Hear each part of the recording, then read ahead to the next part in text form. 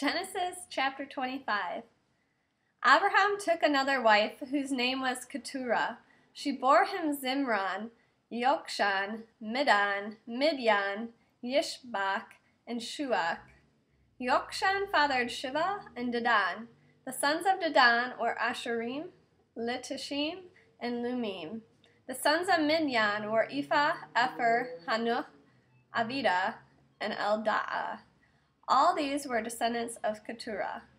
Abraham gave everything he owned to Yitzchak, but to the sons of the concubines he made grants while he was still living and sent them off to the east, to the land of Kedem, away from Yitzchak, his son. This is how long Abraham lived, 175 years. Then Abraham breathed his last, dying at a ripe old age, an old man full of years, and he was gathered to his people.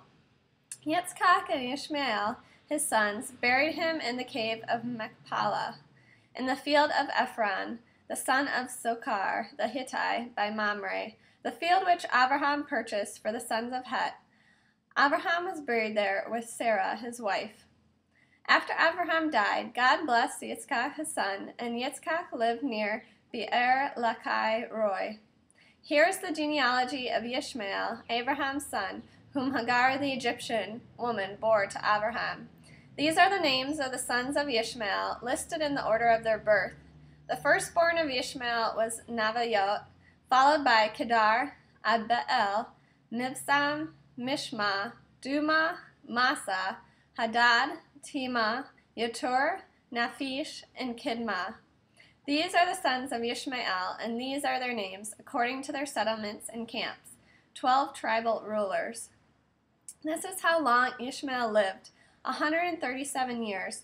Then he breathed his last, died, and was gathered to his people. Ishmael's sons lived between Havilah and Shur, near Egypt, as you go toward Ashur. He settled near all his kinsmen. Here is the history of Yitzchak, Abraham's son. Abraham fathered Yitzchak. Yitzchak was 40 years old when he took Rivkah, the daughter of Betuel the Aramite, from Padan Aram, and sister of Lavan the Aramite, to be his wife. Yitzchak prayed to Adonai on behalf of his wife, because she was childless. Adonai heeded his prayer, and Rivkah became pregnant.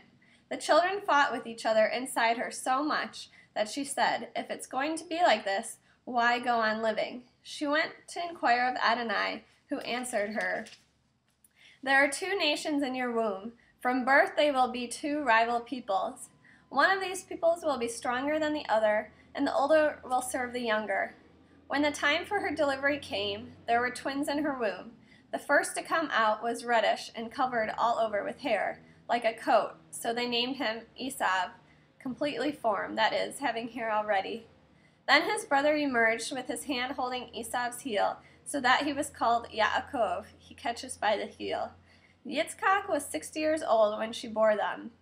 The boys grew, and Esau became a skilled hunter, an outdoorsman, while Yaakov was a quiet man who stayed in the tents. Yitzchak favored Esav because he had a taste for game. Rivkah favored Yaakov. One day, when Yaakov had cooked some stew, Esau came in from the open country, exhausted, and said to Yaakov, "Please, let me gulp down some of that red stuff. I'm exhausted." This is why he was called Edom, red. Yaakov answered, "First sell me your rights as the firstborn." "Look, I'm about to die," said Esau. "What use to me are my rights as the firstborn?" Yaakov said, "First swear to me." So he swore to him, thus selling his birthright to Yaakov. Then Yaakov gave him bread and lentil stew. He ate and drank, got up, and went on his way. Thus Esau showed how little he valued his birthright.